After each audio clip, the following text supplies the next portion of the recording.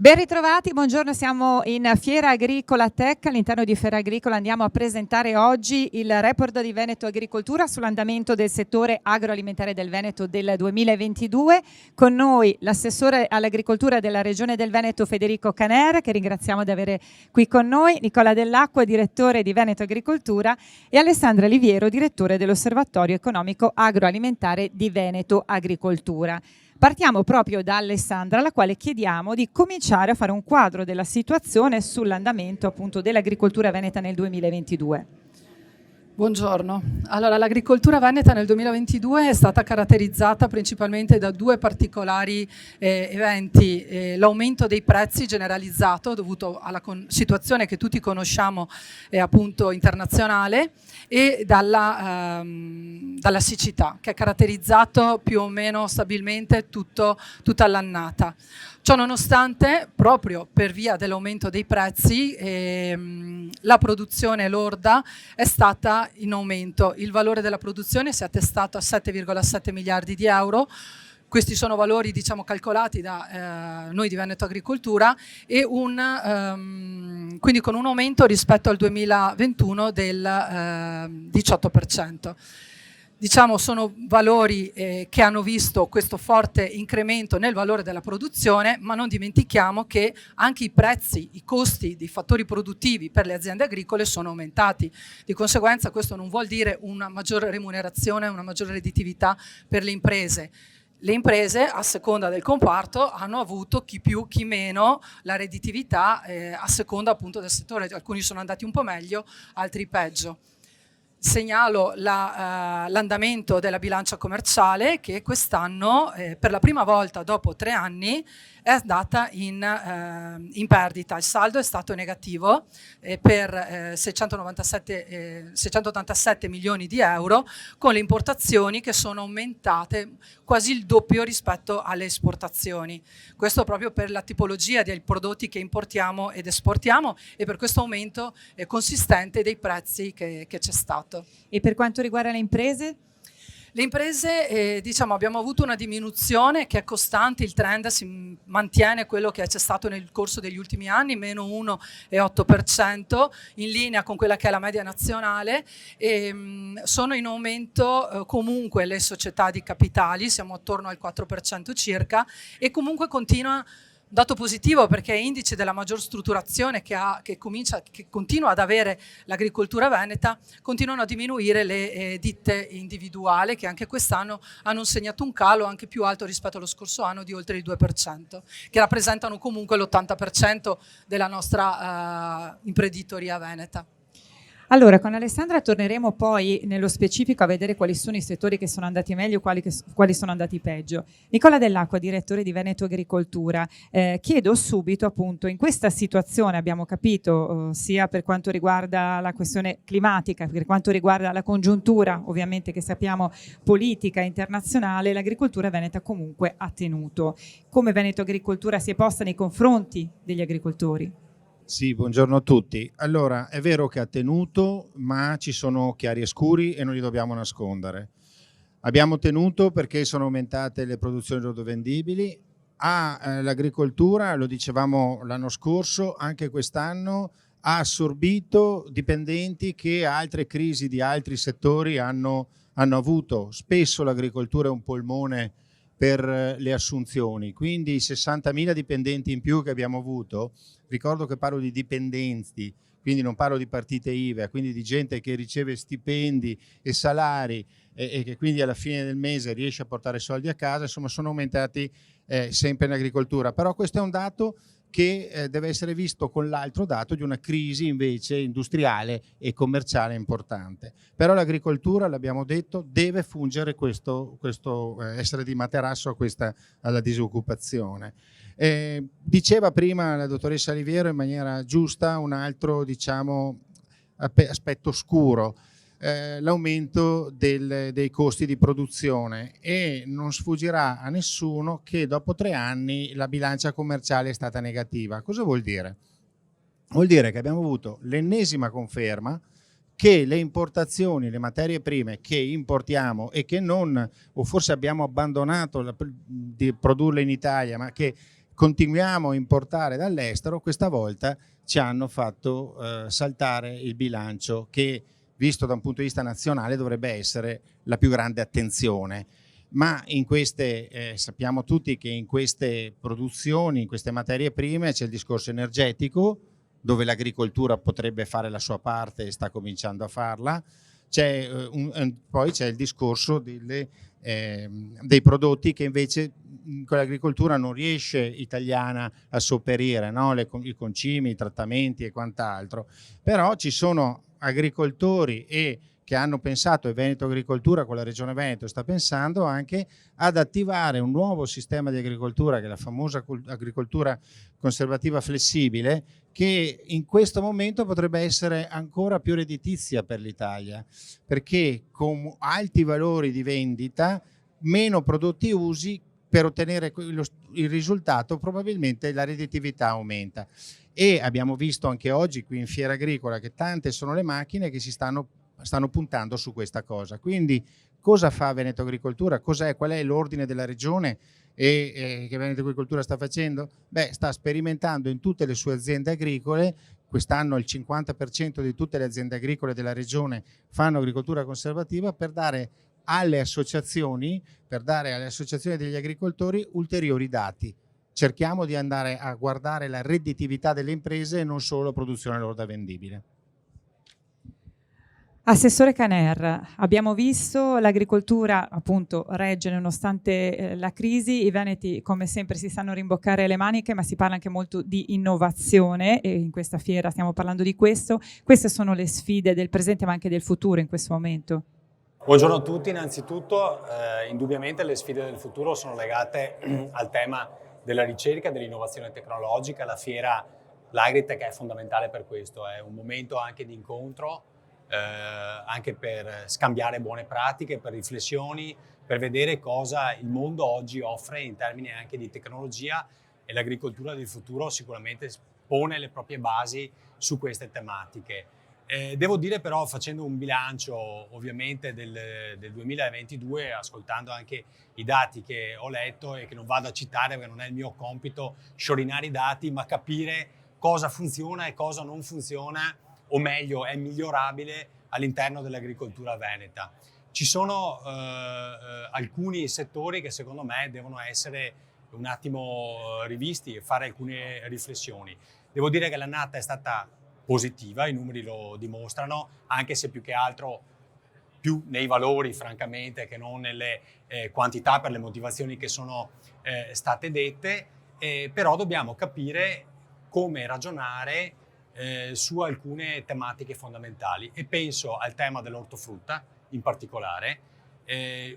Qui noi o ci mettiamo attorno a un tavolo e capiamo come ragionare assieme alle organizzazioni dei produttori per rilanciare questo settore, altrimenti rischiamo nei prossimi anni di perdere tutta la nostra produzione, che tra l'altro, voglio dire, in termini anche di ettari coltivabili è diminuita fortemente negli ultimi anni. Non possiamo permettercelo, perché siamo sempre stati il fiore all'occhiello non solo all'interno della nostra, diciamo, nazione, ma anche all'estero in termini di produzioni, e su questo un ragionamento secondo me ampio deve essere fatto. Noi ci mettiamo a disposizione dei produttori, dobbiamo ragionare in termini di filiera da questo punto di vista e capire come riprendere in mano questo settore, che è un settore che è in forte difficoltà. Io guardo ad altre regioni, vedo cosa è successo in Puglia per quanto riguarda l'olio, non vorrei che anche la nostra regione sull'ortofrutta rischiasse di perdere veramente il treno. L'altro settore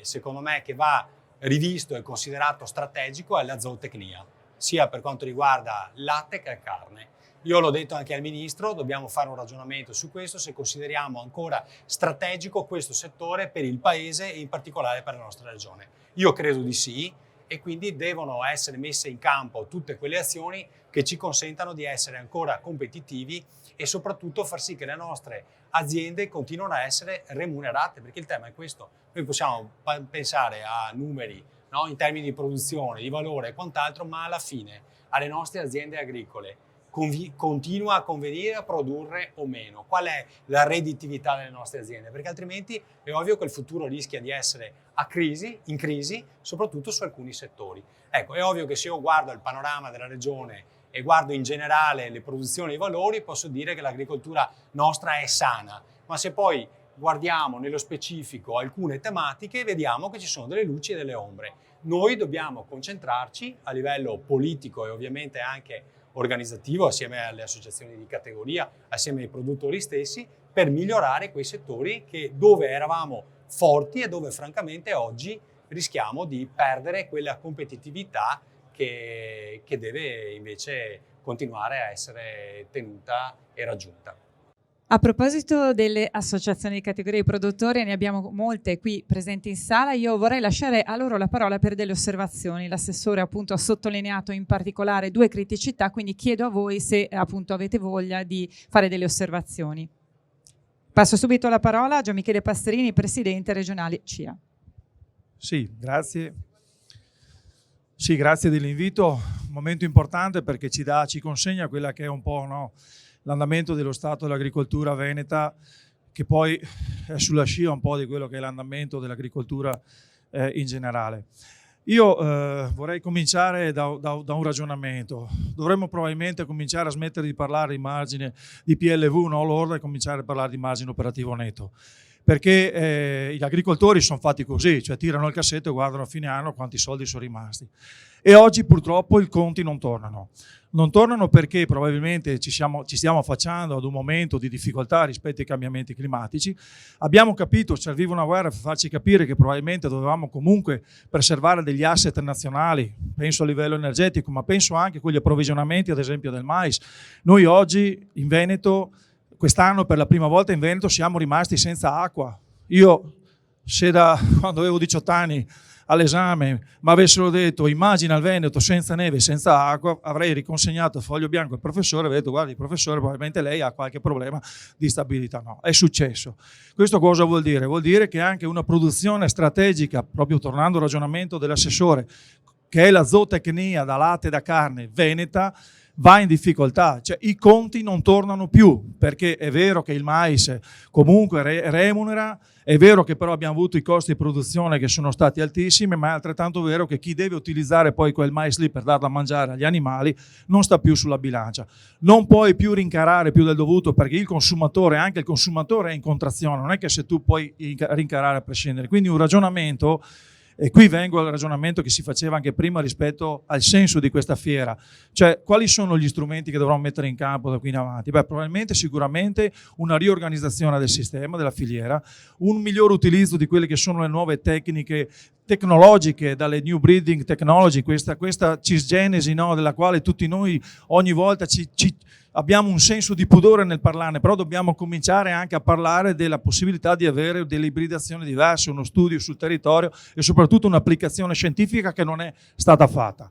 Poi abbiamo il tema dell'innovazione tecnologica, l'irrigazione di precisione. Dobbiamo cominciare a capire come trattenere l'acqua e come l'agricoltura può essere elemento centrale rispetto anche ad una gestione territoriale. Ecco, allora io lo chiedo alla Regione, ma lo chiedo anche al governo centrale, se è vero che vogliamo la sovranità alimentare per la quale abbiamo cambiato nome al Ministero, sovranità alimentare vuol dire poter essere il più possibile meno dipendenti dall'estero per quanto riguarda i nostri atti strategici. Per definirci asset bisogna capire se si ha la volontà di definirci asset. Grazie.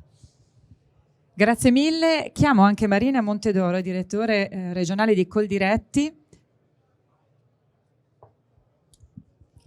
Buongiorno a tutti, intanto grazie Nicola Dell'Acqua per aver organizzato questo momento di incontro e soprattutto anche per la condivisione con la quale sta portando avanti il suo lavoro con noi organizzazioni.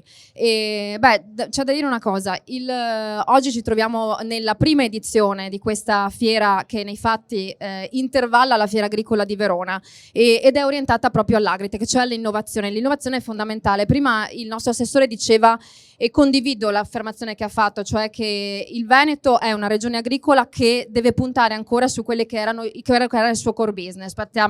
Parliamo di zootecnia e parliamo di ortofrutta, ed è vero anche che sicuramente ci sono dei settori nei quali abbiamo delle difficoltà che sono determinate anche dai cambiamenti climatici, da quello che stiamo vivendo, dalla crisi energetica, dalla crisi in Ucraina, eccetera, quindi anche il recupero di materie prime. Però è anche vero che dobbiamo vedere il bicchiere mezzo pieno, perché se vediamo sempre il bicchiere mezzo vuoto, nei fatti tendiamo soltanto a caricare le aziende di quella che è una negatività di cui non hanno bisogno, perché oggi il Veneto è la seconda regione in Italia per produzione agricola e soprattutto è una regione nella quale, lo abbiamo detto già tante volte, i giovani sono sempre più motivati ed entrano sempre di più in agricoltura, e l'innovazione nei fatti è figlia dei nostri giovani, perché vediamo i dati, i giovani sono quelli che innovano di più.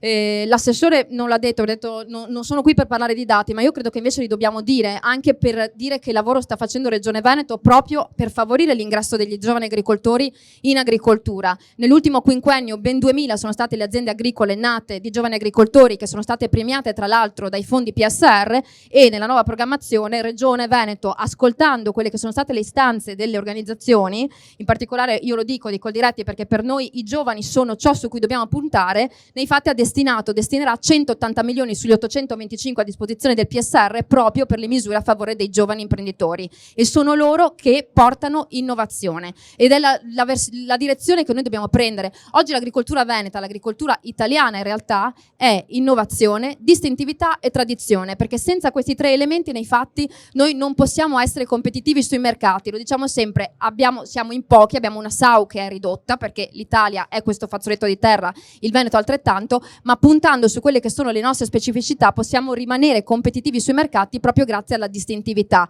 E qui non posso non dire anche che il fatto di valorizzare delle produzioni che sono tipiche e delle produzioni che vanno, in particolare parliamo della zootecnia, perché noi siamo nel bacino padano e la zootecnia deve rimanere un cavallo di battaglia di questa agricoltura che noi dobbiamo difendere a tutti i costi insieme all'ortofrutta, ma è un modo anche per difendere quella che è una produzione tradizionale contro quelli che sono i cibi sintetici, altro elemento che è vero va nella direzione dell'innovazione, ma non va assolutamente nella direzione di premiare quello che è il lavoro che fanno ogni giorno i nostri agricoltori per rimanere i custodi del territorio. Quindi questa è la direzione che dobbiamo tenere, perché diversamente difficilmente riusciremo a mantenerci competitivi sui mercati, ma è quello che sta facendo Regione Veneto. Quindi grazie anche a Regione proprio per la direzione che abbiamo preso. Grazie mille. E allora io chiedo un primo commento a Nicola Dell'Acqua, direttore generale di Veneto Agricoltura, a Federico Canera, assessore all'agricoltura, su questi due interventi. Chi mi vuole iniziare? Assessore Nicola? Sì. Commenti, siamo allineati su tutto sulle associazioni, ma come modus operandi lo sanno loro, prima di prendere iniziative come Veneto Agricoltura e portare le istanze alla regione, noi abbiamo un tavolo in cui ci confrontiamo con le associazioni e le indicazioni, le innovazioni che andremo a portare sul nostro territorio sono sicuramente condivise, quindi quello che si sente dire dalle associazioni le condividiamo al 100%, è proprio l'aspetto del mio intervento di prima era proprio su questo tema. Ora, per andare magari a cercare di, come posso dire, migliorare la redditività delle imprese, cosa sta facendo Veneto Agricoltura? Ha delle aziende, Veneto Agricoltura è proprietaria di aziende come il CSQA, come Intermizzo, come Bioagro, che sono proprio i vertici per la certificazione della qualità dei prodotti. Quindi questo è il primo, secondo me, aspetto che hanno toccato le associazioni, è il primo aspetto che dobbiamo andare a vedere, cioè quella di avere il prodotto assolutamente certificato e di qualità. Noi dobbiamo presentarci a un mercato che sarà sempre più scadente, perché questi sono i dati, invece quello italiano sarà sempre più di qualità. Assessore, visto che abbiamo parlato di prodotti, io le chiedo anche il Made in Veneto a questo punto, visto che comunque si è trattato. Stiamo lavorando da sempre, insomma, sulla valorizzazione dei nostri prodotti tipici, DOP, IGP, DOC e DOCG. Ci siamo battuti anche in sede europea su alcune discussioni che tra l'altro ho già anche sentito, e penso al tema del Nutri-Score, no? La volontà di inserire questo sistema di valori che non ha nessuna base scientifica di fatto. Fortunatamente adesso è stato anche diciamo rallentato, quindi forse anche bloccato, perché si è capito che effettivamente andava contro ogni logica. Io devo dire la verità, non faccio mai le battaglie contro l'innovazione, no? A me francamente che facciano la farina di insetti la possono anche fare, il tema è che non devono delegittimare il lavoro dei nostri agricoltori, delle produzioni naturali, e soprattutto che questa etichettatura venga fatta in maniera fuorviante. Questo è il tema. Dopo, se ognuno, un libero consumatore, vuole mangiarsi gli insetti invece che mangiarsi la carne, cioè questo fa parte del libero arbitrio di ognuno di noi. Dobbiamo essere molto chiari quando facciamo comunicazioni di questo tipo. Però il tema è l'etichettatura, cioè tu non puoi andare a dire che il vino fa male, che il formaggio fa male o che qualsiasi altro prodotto tipico fa male e invece dire che la farina di insetti fa bene. Questo è il tema. Ma dopo il fatto, cioè io non voglio impedire a nessuno di poter pensare anche a forme nuove di alimentazione, per carità.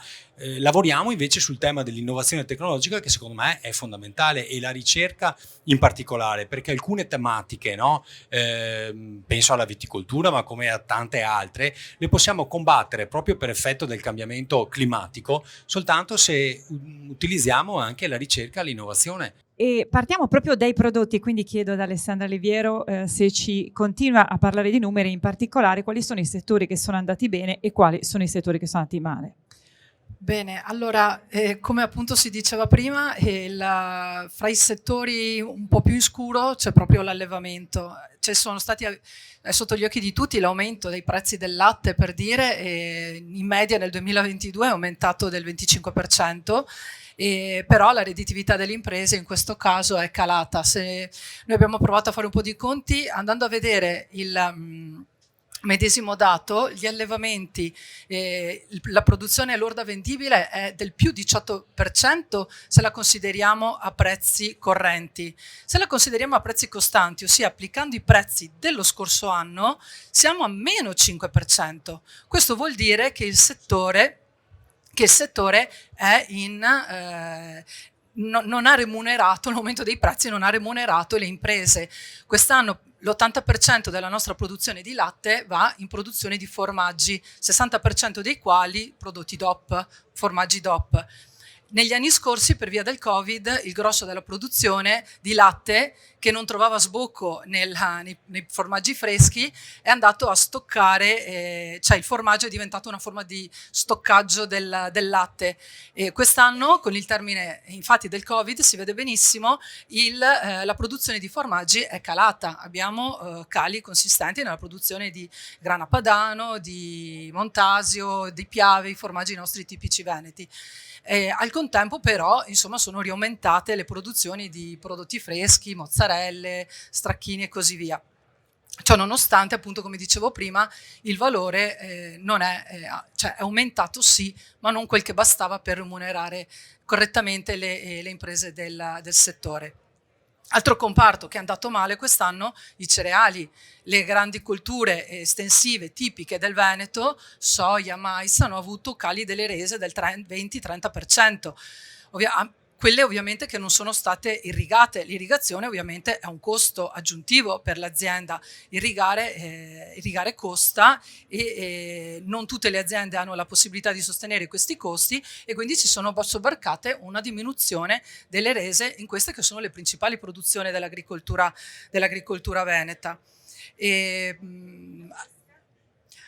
La pesca anche lì, nonostante qui abbiamo avuto una diminuzione di quelle che sono state i quantitativi pescati, un aumento nei mercatitici almeno per i primi 9 mesi dell'anno, però il valore, nonostante l'aumento dei prezzi, il valore della produzione è calato, anche lì siamo attorno al meno 3,5%, quindi tenendo presente che ovviamente l'aumento dei costi energetici, il gasolio è la fonte primaria, il costo primario per il settore. Le barche, soprattutto le nostre, quelle che fanno volanti, quelle che fanno strascico, che sono le barche diciamo più importanti dal punto di vista remunerativo, stanno soffrendo, perché continuano a soffrire di questo aumento dei costi.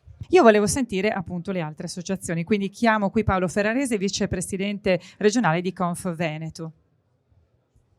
Grazie. Un saluto e un ringraziamento al direttore dell'acqua, all'assessor Caner, perché il mio intervento sarà praticamente quasi insulso dopo tutto quello che hanno detto loro. Però cercherò di dire qualcosa di diverso e magari qualcosa di più. Questo è un anno strano. Io di annate agrarie ne ho vissute 50 nella mia carriera e non c'è né stata mai una uguale all'altra. Certo è che questa ultima è stata la più diversa di tutte per tutto quello che è già stato detto. Io non mi soffermo a dire che cosa c'è stato di diverso, ma vorrei dire che cosa ci potrebbe insegnare quest'annata. E io credo che un'annata straordinaria come questa, l'insegnamento principale è quello di dire quello che abbiamo fatto fino ad oggi deve essere in qualche modo cambiato. Deve essere cambiato a livello aziendale, quindi risparmio idrico, quindi questo, quindi quello, ma ognuno di noi, senza che nessuno ce lo dica, questo lavoro lo sta già facendo in azienda. Poi, così un qualche cosa, la prossima PAC che è iniziata quest'anno dovrebbe essere in linea con questo cambiamento e invece vedo che la prossima PAC è disarmante. La prossima PAC, quella che è già iniziata, ci vede ancora una volta con un taglio pesante dei titoli e poi ci vede con degli ecosistemi che francamente io vedo nessuno di questi possa dare un valore vero alle nostre produzioni e alle nostre aziende, a meno che non intendiamo l'agricoltura come qualche cosa che a Confagricoltura non interessa, e cioè come qualcosa di bucolico che vada bene per quelli che la domenica vogliono fare il giro a cavallo. Detto questo, non c'è dubbio che passa tutto anche per l'innovazione. Io non mi vergogno, la mia organizzazione Confagricoltura non si vergogna nel dire che gli OGM per noi sono stati penalizzanti negli ultimi 25 anni. E visto che si parla di zootecnia, voglio farvi un piccolissimo esempio, una stalla di 100 vacche. Una stalla di 100 vacche dopo 24-25 anni costretta a importare mais e soia OGM dall'estero con differenziale di 7-8 euro per quintale ha perso 2,5 milioni di euro in 25 anni. Questo sicuramente l'ha messo la stalla fuori concorrenza con gli altri. Se poi sommiamo la questione delle multe latte, la questione dell'essere contrari agli allevamenti intensivi e a mille altre cose, io non mi meraviglio di vedere le stalle che chiudono e fra queste anche la mia, con un grande colpo al cuore, ma grazie a Dio quest'anno l'ho chiusa e spero che molti abbiano la fortuna di non avere questo colpo al cuore e quindi l'opportunità di continuare a fare un lavoro assolutamente importante per la nostra regione e utile per tutti. Grazie mille. E chiamo anche Renzo Aldegheri, direttore regionale Agri del Veneto. Sì, un grazie anche da parte di Agri del Veneto di questa occasione. Mi soffermo solo su alcuni aspetti perché è stato sollevato l'aumento dei prezzi dei prodotti in quest'annata, però abbiamo visto che la rincorsa è stata una rincorsa dei costi che sono stati di più delle entrate, e questo l'abbiamo visto proprio nei settori come quello del latte di cui ha parlato anche il collega prima. Nel primo semestre di quest'anno mai abbiamo visto chiusure di aziende da latte, normalmente si hanno in altri momenti proprio perché l'impatto dei costi è stato veramente alto. Cosa dobbiamo fare? È chiaro che dobbiamo accompagnare le nostre imprese con attenzione anche nell'applicazione della nuova PAC. Parliamo anche di ecoschemi. Il settore zootecnico sappiamo che è uno di quelli che ha più impatto sia per la riduzione dei margini, sia anche per le politiche che hanno ridotto i titoli e quindi dobbiamo stare molto attenti, cogliendo anche tutte le deroghe possibili. E io vedo, perché la zootecnia non è solo quella di pianura, è anche quella di montagna. Noi abbiamo una parte del nostro Veneto e anche qui di Verona dove la montagna, l'agricoltura di montagna è fondamentale, e lì per esempio negli ecoschemi bisogna poter utilizzare delle deroghe. Se va avanti la logica che dobbiamo avere le stalle a stabulazione libera anche in montagna per poter usufruire di alcuni aiuti, è chiaro che condanneremo altre aziende alla chiusura. Quindi quello che dico, sì, bisogna fare squadra. Il messaggio nel settore ortofrutta in particolare è fare squadra, perché o ci riappropriamo anche della parte commerciale oppure continueremo questo declino. Ma dobbiamo anche noi, con la Regione, con Veneto Agricoltura, per quanto riguarda tutto l'aspetto innovativo, perché solo con l'innovazione possiamo adattare le nostre aziende a questi grandi cambiamenti che abbiamo davanti, sia per quanto riguarda la resistenza a parassiti, a quelle atmosferiche, sia anche ed è importante l'osservatorio economico per una valutazione dei costi aziendali. All'agricoltore interessa il reddito. Grazie. Grazie mille anche all'associazione di categoria. Assessore, a lei l'onere e l'onore di chiudere questa nostra conversazione, tavola rotonda. Abbiamo sentito appunto gli operatori del settore, si parla di innovazione, mi sembra che sia la parola finale, un po' diciamo la manna di tutti i mali.